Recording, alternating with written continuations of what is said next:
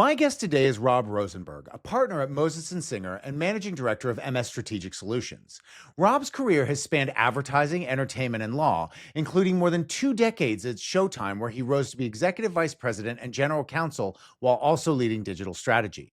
It's a rare mix. Few people have had such a front row seat to the evolution of entertainment, from the rise of streaming to today's battles over AI, copyright, and IP. But what I love about Rob is that he doesn't just think like a lawyer, he also thinks like a content creator and a studio head. Rob has become one of the most thoughtful voices on how IP owners can navigate this new landscape, advocating for fairness, compensation, and guardrails while recognizing the opportunities the AI presents at the same time. He also shares his insights in his weekly Substack, the Technotainment Scorecard. And in our conversation, Rob breaks down what the Disney versus MidJourney case really means, why asking for forgiveness, not permission, won't fly this time, and how the deals being made right now could shape the future of creativity itself. If you want a real deep dive into the legal challenges being faced by studios and AI companies right now, please stick around. I think you'll learn a lot.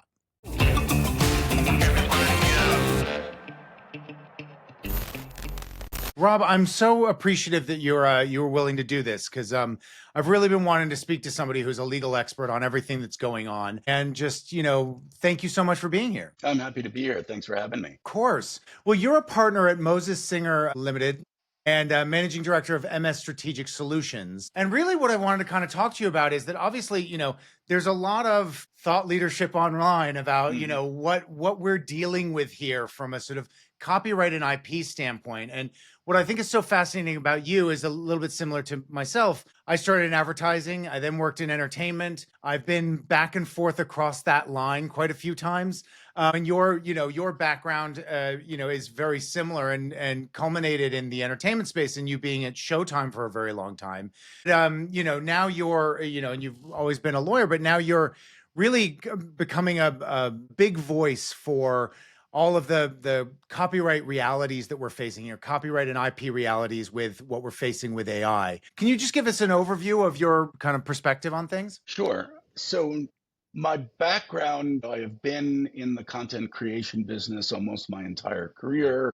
I started in advertising like you. I went into law. I attended law school at night, went to a law firm, then went to Showtime, where I worked in various legal and business roles for a 22-year period, which was extraordinary, eventually becoming EVP and General Counsel. During that time, before I became general counsel, I actually wore 2 hats at Showtime, where I was SVP of digital strategy as well as being SVP and deputy general counsel. So, one half of me was business leaning, one half of me was legal leaning. And, certainly during that time period was a period when so much change was happening to our business and just with devices and platforms and how people actually consume media. So, I will say that, my slant is definitely from a content creation perspective. I probably should say that my views are my own and not those of my firm or my clients or any of that. But, I'm very much interested in following the cases, the practices, the deployment of AI through the creative industries right now. Yeah, and your career, I mean, from Ogilvy and Mather to Showtime, how have those experiences shaped your worldview on the legal challenges in entertainment technology and AI? I think that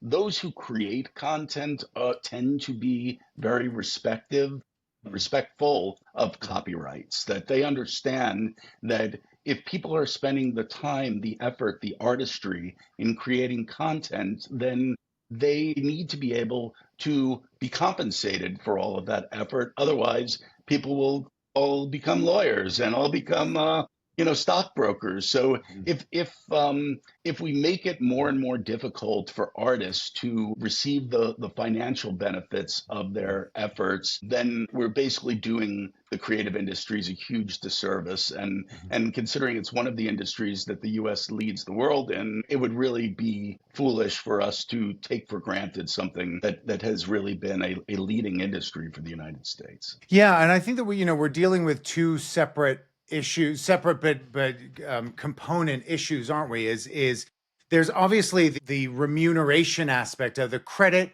the remuneration. And I think that, what's the ingestion maybe is potentially fair use, but at the end of the day, the learnings from what they've ingested, they are now monetizing. And they're not giving credit, consent, or compensation to any of the artists that they've taken this work from. How do you unpack that? Because it's sort of something very clear happened. A technology that we can't possibly comprehend lives in the middle. And then something that we understand was wrong happened on the other end. But this question mark in the middle covers a lot of sins, doesn't it? It 100% does. I think if you wanted to use a piece of music in your podcast, you would go out and you would license that piece of music. If you wanted to create a new piece of content or a new product and it included music or it included clips of video, unless it was specifically for one of the fair use exceptions to copyright, you would go out and you would license those clips to use them. You'd sell advertising on your podcast, whatever it is. And I think what happened is that the AI platforms began to train these models on content that was, in some cases, it was licensed, but in many cases, it was scraped from the internet. It was purchased from pirate sites. So they built this new industry, this new product, using people's copyrighted works in many cases without obtaining proper licenses. And now that they've done it, now that they've launched it, now that there are hundreds of millions of users every day of these products, they're saying, well, how could we go back and just how can we start over from scratch with this? We can't. And therefore, it's completely impractical. And therefore, you shouldn't hold us accountable for this, which, to me, it's kind of like the automotive industry saying, hey, we can make really cheap cars if we don't have to pay for the parts, right? I mean, we we really want the U.S. to be a leader in auto manufacturing. So why don't you just make it a zero cost part for all the U.S. manufacturers? It will be golden. We'll have a great business here. Unfortunately, that's not the way the world works. And I think we have seen other industries like the music industry with statutory licenses. You can set up a scheme where the AI platforms can, certainly, working backwards, they can compensate people whose works that they used. But, and then on a going forward basis, they should be giving people the option of whether they want their works included or not. And I think part of that also is the notion of what are they outputting to consumers from the platforms they train. But we can handle that as a separate question. Yes, exactly.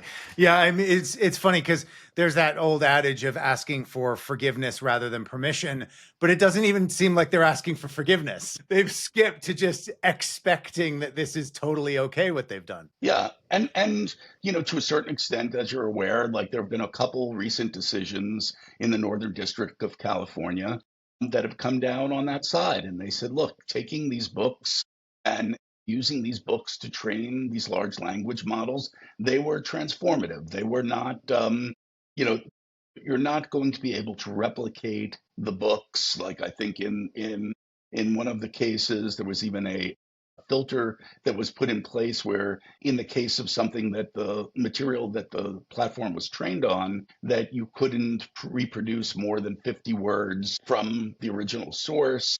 So it seemed like they recognized the fact that for this to be legal and transformative, then that it really needed to be something that was ingested and used to produce something new and not potentially impact the market for the original works. Yeah, I mean, it's funny because I think that one of the things that they're also doing is they're sort of claiming that, well, it was nominal, the what we put in there, it had some impact, but really we had developed the technology and then this creative stuff was sort of draped on top to kind of make it nice. But I think that they realized they could have had a very good model trained solely on publicly available legal texts and, and city hall filings and all of those sorts of things that are in the public domain. But I think they realized that the stuff that would give it life, the stuff that would get people hooked, was the stuff of life. It was poetry and literature and art and the things that we seek out and pine for and want to be a part of. And I think they realized that. And yet now they're trying to claim that was just, well, it was the last 1%. But I think in that 1% is sort of everything. Yeah, I agree with you that I think it's the kinds of things that make this sexy, that make this attractive, that make people want to dip their toe in and try it out. If this were just a better search engine, then you might get some people to try it, you might get not get people to try it. But the fact that they trained it on all, the world's libraries, it was in the entire internet. I think it's those things that made people intrigued enough to dip in, and let's not forget they aren't doing this out of the kindness of their hearts, like these are billion-dollar companies now, like they built this thing, like their valuations are ridiculous in the hundreds of billions of dollars. They can certainly afford to compensate people whose works they've used. Yeah. I mean, but isn't part of the problem that, because you mentioned, obviously taking a piece of content, training on it, and then outputting it. And a lot of people kind of say, well, but isn't that the entire creative process for a human? I mean, Quentin Tarantino, you can go online and see supercuts of shots he's effectively sort of, stolen or changed, but it's, there's that old adage that, great writers borrow, fantastic writers steal outright, and there is that love there is that homage, but that process of being inspired by something and then outputting something that is demonstrably similar, doesn't that highlight the dual purpose of copyright law? On the one hand, copyright law is supposed to protect people who have created things, but it's also meant to be fuzzy at the edges. It's meant to inspire further creativity. It's meant to allow you to build on what's come before. And how does one deal with that dual nature in copyright law, that it being a servant of those two masters? Sure. There's the recent Disney and Universal case against MidJourney. And I think that's really going to take this legal battle to the next level. I think that, I jokingly say we're now at show me the outputs phase of this analysis, where it's one thing to say what goes in, fine. You can put a ton of stuff into these models. And again, I'm not conceding that that's the final word. We've heard from two cases from a court that is in Silicon Valley. It'll be very interesting to see if there are other courts. Yeah. That's in the Meta case. So there are two cases there, and I think it'll be interesting to see if other courts in other jurisdictions land the same way that they do. But again, both of those cases really dealt with the input. They dealt with the content that was used to train the model. And what I think the Disney and Universal case is doing, and I think it's going to be very important and may actually change the analysis, is it's really focused on the outputs. It's focused on what are these models outputting to consumers. And in the case of visual arts, their case says, you fed Mickey Mouse, you fed Darth Vader, you fed the Disney princesses into your model, and now you're spitting out outputs that, whether you call it them or not, everybody's going to recognize Spider-Man, everybody's going to recognize the Minions, that you're basically producing outputs for people. You're making money, you're charging people to use your product, and you don't have any rights to create derivative works of my protected IP. Yeah, and it doesn't really matter if you did that intentionally or not. If you've put an internet scraper in there, if you search for Darth Vader, an archetype will come up. That archetype was created by Disney. It sort of doesn't matter if you've ingested somebody's drawing that they put on their blog. If it is demonstrably similar to what Disney has created in that archetype and that look, it is, well, not Lucasfilm, now a Disney subsidiary. It sort of doesn't matter, whether the training set came from Disney or not, or ripped off Disney directly or not. Right.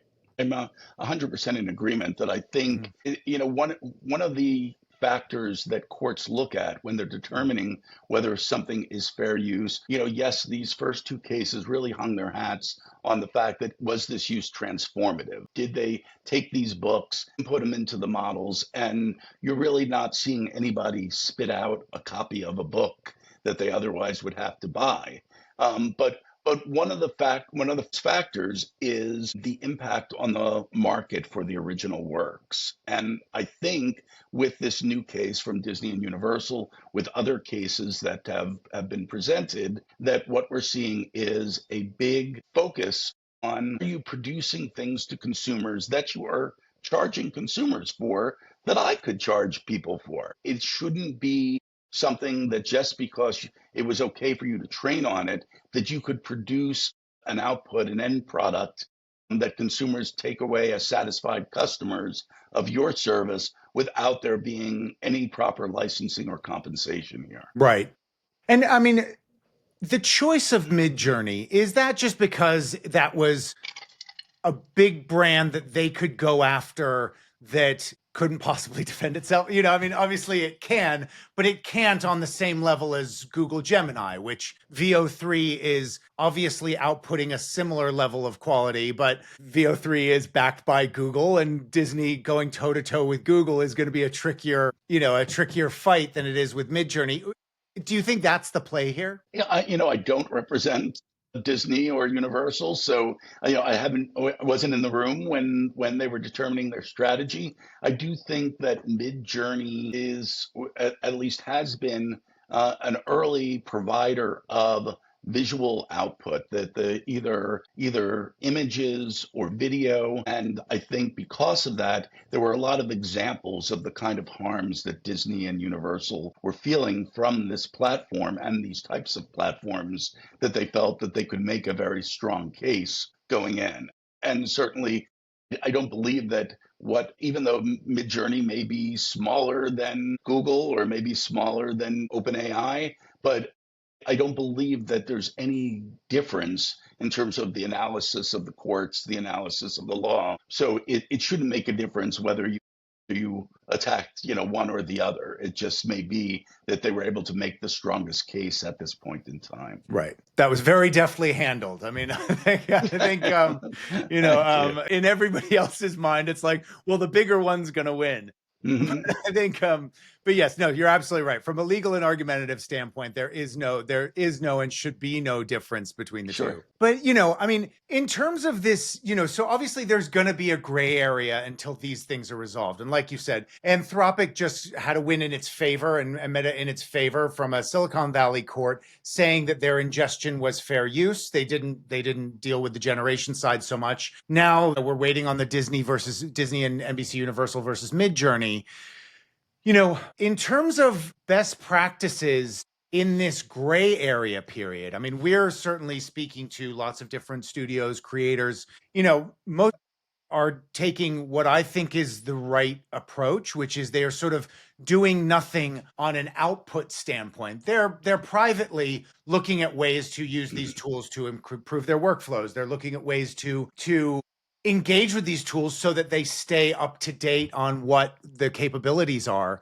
But they certainly all have a view of nothing goes out the door that is generative AI, or certainly generative AI that might have the original sin of copyright theft at its heart. Is that the only way to be going about things right now? I think so. I mean, my colleagues in the legal profession aren't going to like this, but the only people who win in litigation consistently are lawyers.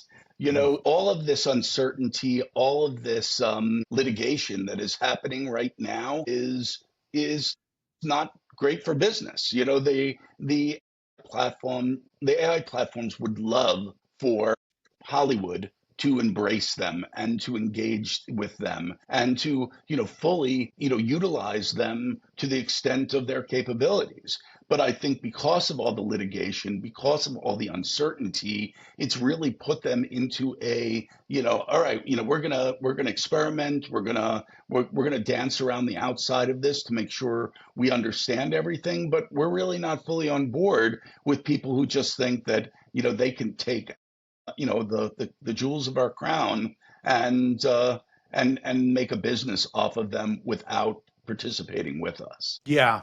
Yeah. I mean, so, are there emerging legal standards or best practices that, I mean, is there, I think that a lot of these things are being talked about and I think are at various levels of being created. But like, is there a copyright tracking similarity function, system, that can even be used at the moment? I mean, it's kind of, do you see any frameworks emerging that might give us a glimpse into what the future might look like in terms of compensation, attribution, and Yeah, I mean, I think the best path forward is let's make a deal. Like let's get the sides together. Let's figure this out. Let's come to terms. There is certainly money to go around, and certainty is better for everyone. It will be better for the creative communities. It will be better for the AI platforms. That all of this guessing and waiting for the courts to decide things is really put a big stall, a big drag on the deployment of these technologies. So I do think that there's an opportunity for people to come to the table. We've already seen reports where there are companies that are licensing, that when the platforms are willing to step up and take licenses, then they're dealing with the issue of compensation. They're dealing with the issues of credit, and they're also, like, in these agreements, when we're talking to clients, we're talking to them about these agreements should include provisions around what are the platforms going to output, what are they allowed to, what are they not allowed to do, and what are the parameters around those. So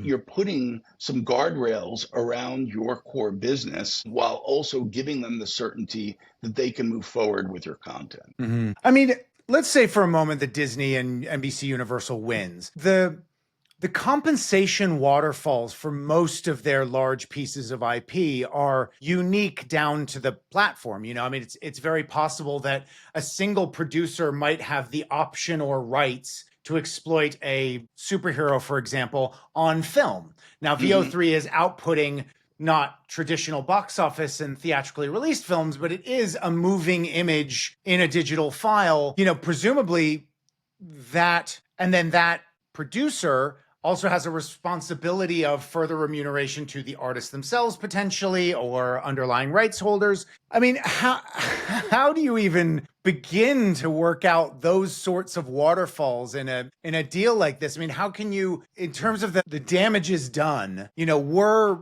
Disney to win, how does it even go about trickling that back? Or is it just creating a framework that allows for, that waterfall to be siphoned off in the right way in the future? And it's anytime you output, sorry. No, that's okay. I'm sorry. I didn't mean to cut you off. No. Yeah, I think that we are going to see there'll be some sort of result. Let's say that Disney and Universal win. There will be some payment required from MidJourney, and then on a going forward basis, it will also give them the standing and the fortitude to say to the MidJourneys and all of the other platforms that are outputting images, video, etc., to say, look, I license this stuff all the time, all day long. Disney's licensing program is, I think, one of the biggest in the world. So I'm happy to get into the licensing business with you. You want to let your users create like fan fiction shorts with superheroes and Star Wars characters? Like, who wouldn't want that? It will bring so many people to your platform. It will give consumers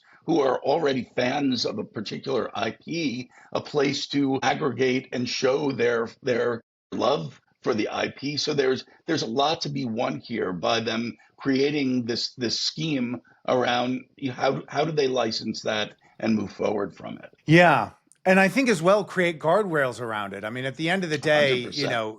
You have to be making sure that people aren't doing things with your IP that are sort of unspeakable, lewd. I mean, things like that. These are, you can't have it denigrate the IP, and all licensing deals include that. Yes, they do. Yeah. I think we've already seen, some of that, and I think even some of that is mentioned in the Disney Universal case. Yeah. Gosh, to be honest, your answer just then took out like 3 of my key questions here. So yeah, you're doing incredibly well in terms of in the shooting gallery of ticking off my questions. All right. But yeah, I mean, so what are the most significant misuses do you think at the moment? I mean, do you think everybody's equally culpable, or do you look at the field and go, these people are particularly bad, or there are actions that some are taking that are aggressively against fair use? And I think that actually, what's your feeling about that?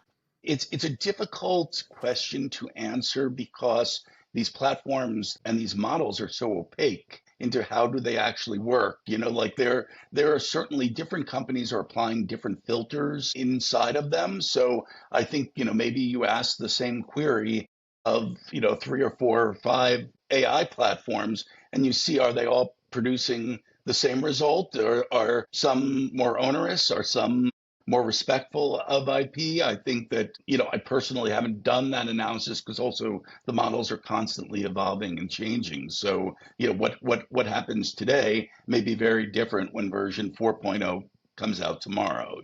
So I think that's a difficult question to answer at the moment. I think, we haven't talked about the fact that, deep fakes are a huge problem for the artist community, for public figures, even for ordinary citizens.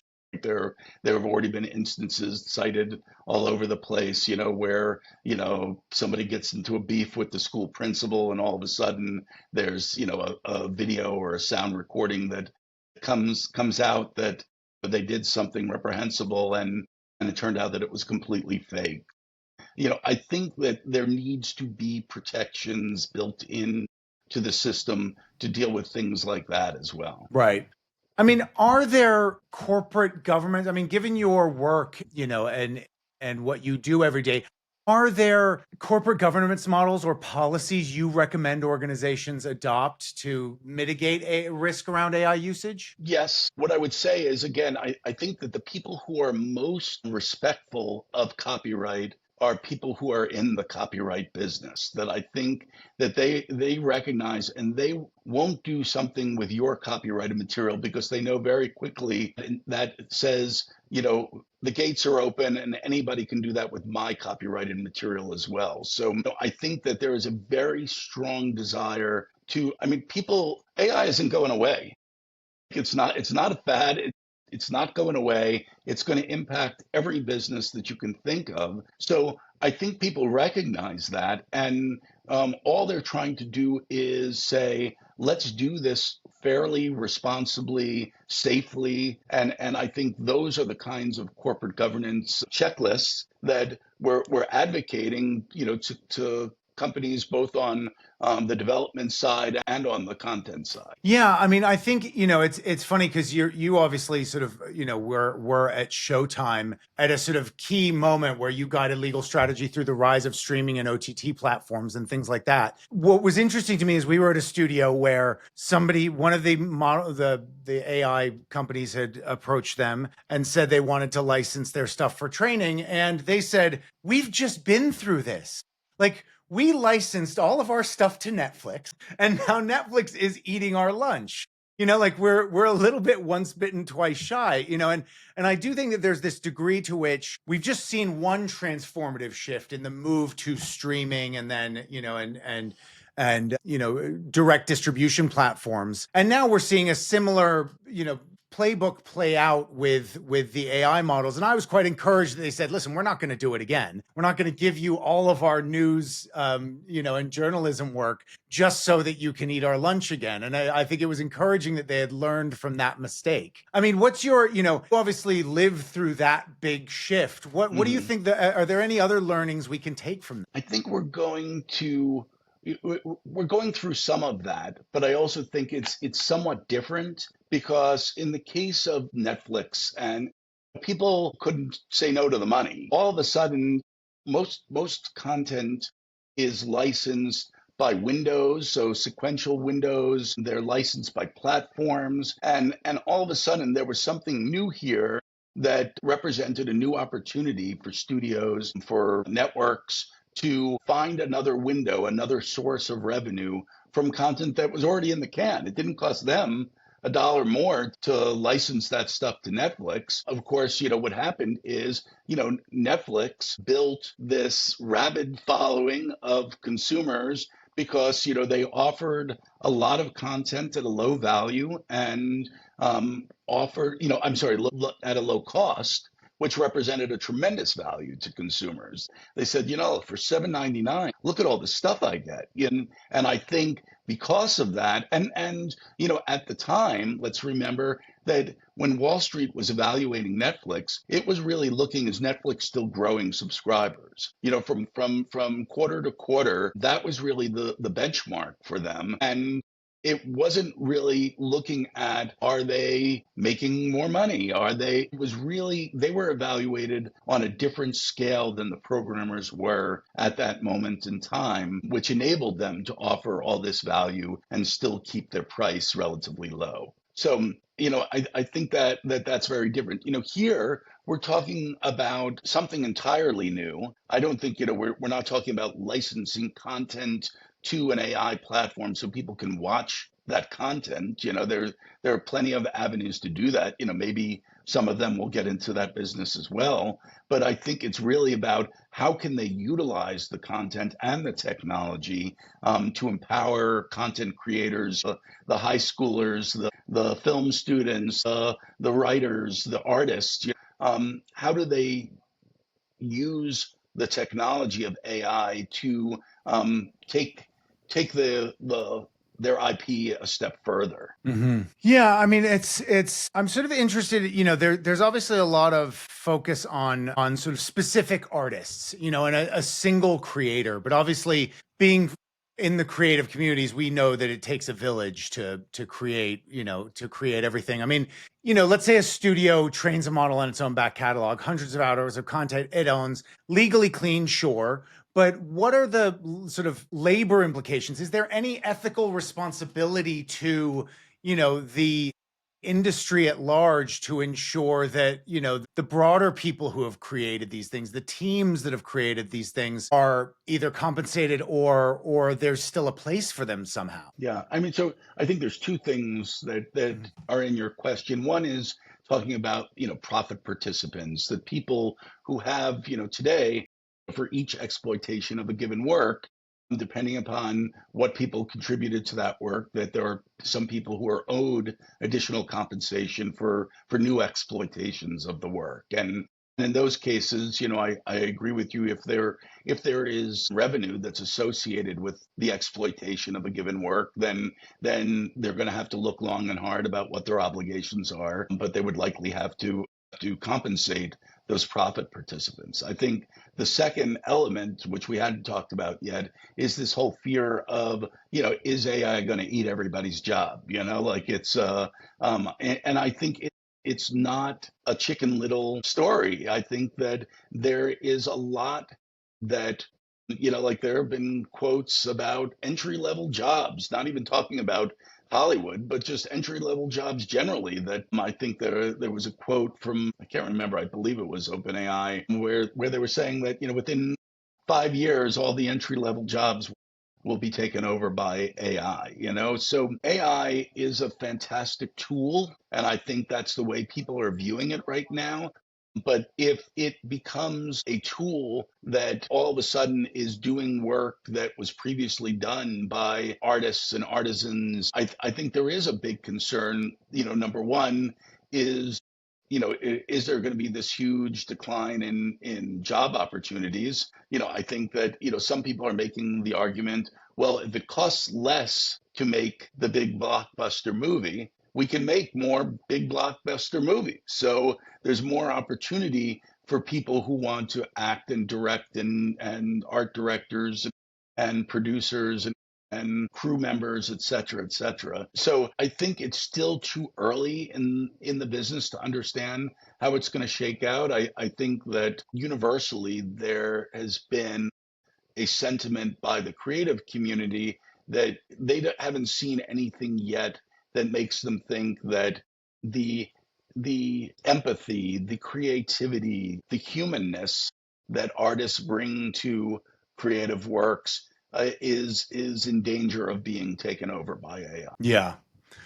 Yeah, I mean, somebody said something the other day that I thought of, and they said, every tool we've ever created helped us do more work. we've never as a species developed a tool and done much less with it, So that gave me some pause. Then again, I think we do spend a lot of time watching television, So are you seeing, or are you aware of any new clauses popping up in entertainment contracts to protect against AI misuse? We know of an agency that represents talent that they actually reworked their nudity rider to account for potential AI training use, anything like that. Are you seeing any trends in that direction? So obviously, when SAG renegotiated their agreement in 2023, there were new AI provisions that were added to that. And I think we're seeing that filtered in contracts that are created today. I think that we're starting to see some agencies that are offering services to their clients to police what is out there and what's being produced with their name, image, likeness, and to go after that for them. I think that, again, their studios ultimately are looking for flexibility. If there's tools that enable them to do certain things, they want to be able to do it. And I think that the actor community has said, we're not necessarily opposed to that, but you need our permission, you need to compensate us, and you need to give us credit for it. Yeah. Do you think the unions have gone far enough? I mean, we had the WGA, the SAG strikes that, we're only 9 months to a year on from now. And it sort of felt like there was a lot in the press about this commentary, but it felt like the collective bargaining deals that came out of it were a little bit toothless. What's your feeling on that? Yeah, I think I think the part of the problem is the moment in time that they were in when these things were getting negotiated, because and I still think we're a little bit premature in understanding the real implications of AI, but I think that they did a great job in getting what they could get at that moment in time to protect their members in those new agreements. Yeah. Yeah, because it feels like, I know James Earl Jones licensed his voice, or his estate licensed his voice, so he can now always be Darth Vader. Yeah. That presumably will generate revenue for his estate either in one big chunk or in a drip feed over time. It feels, on the one hand, it feels like we've been here before, Schuster and I'm forgetting his name. Comic nerds are going to be so upset with me, but Schuster and Siegel, who did Superman, they famously sold Superman for $100. Now, granted, during their time, they were earning what would be now the equivalent of $1 million a year. So they were compensated during their time, and then, they sued afterwards. I guess the difficulty is there is this notion that someday Siegel and Schuster would pass away and some other artist would have to draw and write Superman. I guess the problem with an AI artist camping out in a role for all of eternity is that then there is no stepping stone. There's no ability for, some new actor to come in, and David Corenswet might be the last ever Superman. Mm-hmm. And that I have trouble wrestling with. But then again, maybe we've created a tool that has the ability to make so many new pieces of IP that it sort of doesn't matter. We'll have this infinite new developing catalog of new franchisable IP. Right. And I mean, at least the current state of the law from the US Copyright Office is that AI created works are not protected under copyright. There are some exceptions being made, like where there's enough human input, human interactivity to it that creates independently protectable elements of that work. But I do think, like you said, that you're saying there won't be anybody else to write Superman, but in fact everybody will be able to write Superman. Like if it's not protectable, and this is all just something that is fair game, then there's nothing. All of these exclusive rights that are given to copyright owners are no longer given to somebody. So I think IP that is created directly from AI, there's a big, huge question mark about what the future means for those. Yeah, because I guess in my a hypothetical. It was that if Siegel and Schuster, before they died, had the ability to create a GPT that could write Superman forever, that would be the kind of, that no one else would get the chance. I mean, I think that also presumes that we're not a populace that is easily bored with one point of view, and we will Right. naturally gravitate towards the rolling of the dice on something new. Yeah, that's fascinating. Yeah, I mean, so let's say you were advising a major network, something like Showtime. I mean, I guess the advice, it seems to me, based on one of your questions earlier, would be stay interested, but take no generative action until there is regulatory clarity, either on the federal level or at least on the sort of the state court level, and with these big things coming out. What do you think the time frame is? I mean, how long are we going to be in purgatory with this question? I mean, I'm going to answer your question that you answered differently, in that I'm going to say, like, I'm a deal guy. Like I would say to my clients, there's a deal to be had here. Like you could join all of the lawsuits that are out there, or you can go and find out if there's an appetite for somebody to license your IP under terms that are acceptable to you. Like frame them out, put in guardrails, make sure that you're not going to be kicking yourself 10 years from now saying, ah, shoot, why did we do that? But at the same time, there is likely a deal to be had today with these platforms. And I would say to them, go out and make a deal. If now, because of these decisions in the Northern District of California, all of a sudden the AI platforms are emboldened and they're saying, I'm not going to make any more deals for a while, and I'm going to let this play out in the courts, then so be it. Then I think you have to let this go a little longer and see if there are other courts that are going to take different positions than the Northern District of California. Do you think that that's maybe why some of them are waiting? So let's say, for example, Sony is waiting to use these things. Are they kind of going, I could make a deal, but I want to see how Disney and MidJourney turns out, because if they're going to write a massive check, I'll do the deal after I get the massive check. Do you think that's their current strategic posturing? I guess it's possible. I don't know that it really is what's going on there. I think that, certainly until the case was filed, that, I don't know how much it was known as to, who was going to file what cases where over what types of claims. So I think, we the studios have been around. We hope that the studios continue to be around. This is whether you believe theaters are dying or not dying or whatever. People still love content, and we've seen that with the rise of YouTube. We've seen that with the rise of many different platforms, that people have things to say, people have stories to tell, and I think that they're going to be around for a long time. I think it would be a disservice to them to just say, I'm going to freeze this moment in time until I let this thing play out, because it could be years before there's some sort of resolution here. I really do think that, if I were advising my clients today, I would say to them, let's see if there's a deal to be made on terms that you think you'd be happy with. Yeah, because I think that the other thing is, at the end of the day, the world is spinning slowly on its axis, and, time matters, especially because they're currently the last paradigm shift, and we talked about it before with streaming, is essentially distribution became free. These companies, especially the big studios, are on the one hand content generation shops, sure, but on the other hand, they were incredibly sophisticated distribution platforms, and that's where a huge amount of their revenue came from.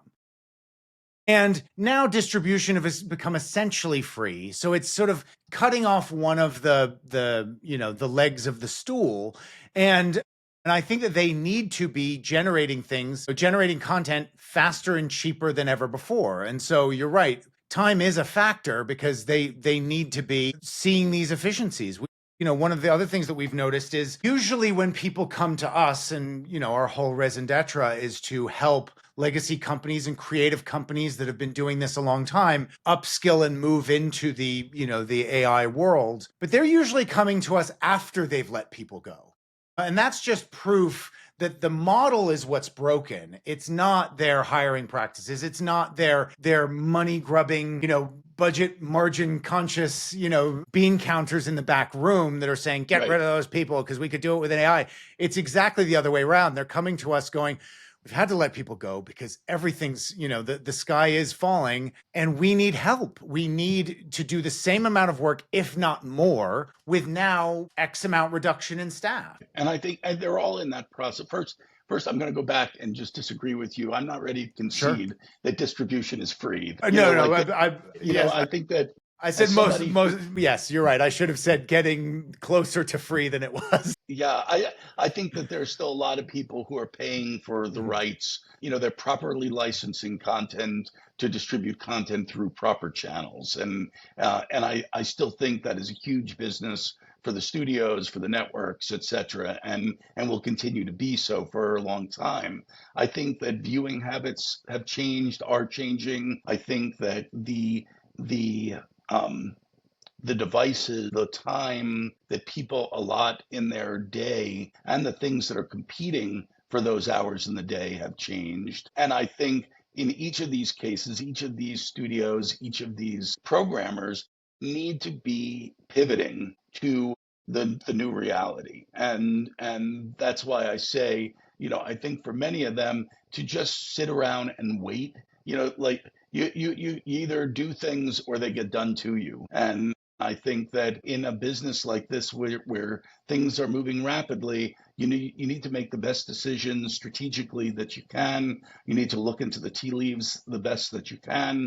But waiting around for something to happen is probably not the right decision long term. Yeah. Now, I mean, knowing somebody of your stature and that you've been thinking about this a lot, and also seeing, I do this thing myself where there's usually something at a, over drinks or something where you go, I'll tell you the one thing nobody's paying attention to, and this is going to be the thing in X many years. What's your one thing that people are maybe missing right now that you think is a bigger problem they're paying attention to?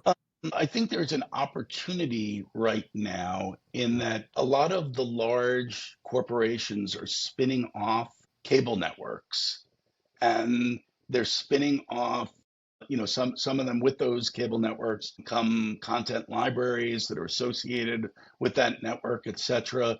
you know there is a lot of content out there that may not be new, but it's new to the vast majority of people. And I think that there is a huge opportunity with all of these entities spinning off these cable networks for somebody to say, you know what, for the right price, I would put these things together and create an opportunity to, I think we're already starting to see a move toward bundles, where we used to pay for a bundle from our, Comcast, our DirecTV, our Spectrum, and we would pay for 500 channels and maybe we watched a dozen channels. So, people got fed up with that, and they said, hey, wouldn't it be great if we got to a place where we only paid for the things that we actually wanted to pay for? And I think that streaming has brought that opportunity into reality. And where are we? We're actually seeing, damn, I'm spending a lot of money on these streamers, between, the 5, 6 services that I have in order to get the most popular content. I'm spending as much, if not more, than what I was spending. And now with these spin-offs of these cable networks, I think, these corporations are looking at them as a drag on earnings. I mean, certainly many of them still have tremendous revenue streams. They still have content and franchises, things that can be spun off, things that can be monetized in other ways. To me, that's something that I'm looking at, and I'm saying, okay, the person who figures out how to, for the right price, gather these assets up and offer them to somebody, because we're moving back to a bundle where, you're going to, Disney's already doing it with Disney Plus and Hulu and ESPN. You can buy them individually, but if you buy all three, you can get them for a great price. And now you're starting to see Netflix with others, and I think we're going to see more and more of that. But I also feel like that there's there's content out there that people have yet to discover. And if they're given a new opportunity to reach people, that they're potentially going to find an audience and bring more value to whichever platform offers them. Is there a silver bullet law that could be written at the federal level that would both respect copyright and artists while allowing for creative advancement of these tools? That's a big question. Or is it do just going to think, be a mishmash of, of local decisions and state, state cases and things like that? yeah, I mean, earlier on, I talked about or mentioned compulsory licensing in music. Mhm. So it's a place where people can use music in certain ways, knowing that as long as they pay whatever the statutory license is, either to a collection agency like an ASCAP, a BMI, and which then distributes it to the creators, they know that they can move forward with confidence and certainty. I think that there is probably a concern that if we move toward that kind of model for training content, that certain types of content that would really bring very high value in the marketplace, it would get licensed for the same thing that an insignificant or less significant uncopyrighted work would bring. So there may be some disgruntled members of the content community, unless there were like A-level content, B-level content, etc., that either is determined by how much money. I'm thinking it's probably money, how much that property has brought in, either through distribution, through licensing, etc., before. But there might be a scheme like that that could be worked out if the parties were willing, that would give people certainty, would allow the platforms to move forward, and would also make sure that there's compensation coming to those copyright holders. Now, Rob, we have one question that we ask everybody here, and it's that, an old boss of mine had this line where he said, "You're useless to me unless you fucked up big at least twice." Mm-hmm. And I love that line because it implies that you need to have, you're going to be more valuable after the fuck up. Can you remember, and would you be willing to admit any time where you screwed up and what you learned from it?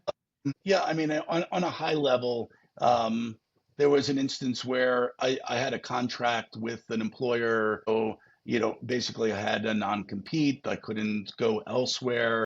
I was hungry, I was eager, and ended up, but through circumstances, having some conversations with the parent company of my employer. And, they considered hiring me away from my employer, and they're the parent company, so it wouldn't be a violation of my agreement. And I thought, all right, well, here's a potential for me. But I was very happy with the employer as it was. I was just looking for more of whatever opportunities. When basically, all of this came out, there was a lot of unhappiness by my current company, that I was disloyal. They felt, at the end of the day, what actually happened is my current company said, you know what, we want to keep you.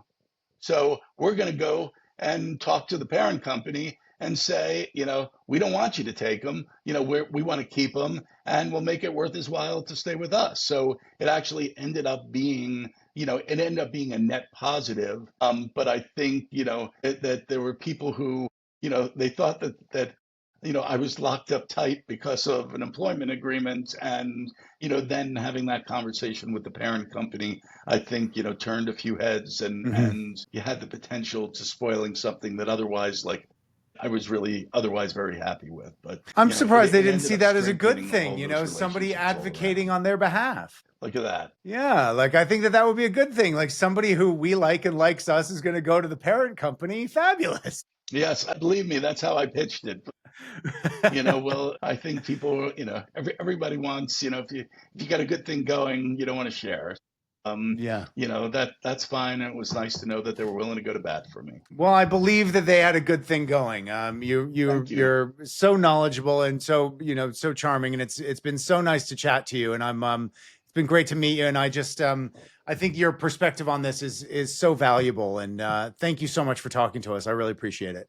Well, I'm happy to be here. Thanks very much for having me. And I do have a Substack that I call the Technotainment Scorecard. So if you want to check it out, it's a weekly column that I write on topics just like this. Oh, well, I'll definitely join, and I'll make Audrey join as well. And yeah, we'll also put it in when we post it. We'll make sure that we link to it, so we can get a lot of people reading it on a weekly basis. Great. Great, Thanks so Rob. much Well, thank you so thanks so much. much. Absolutely. Take care. You too.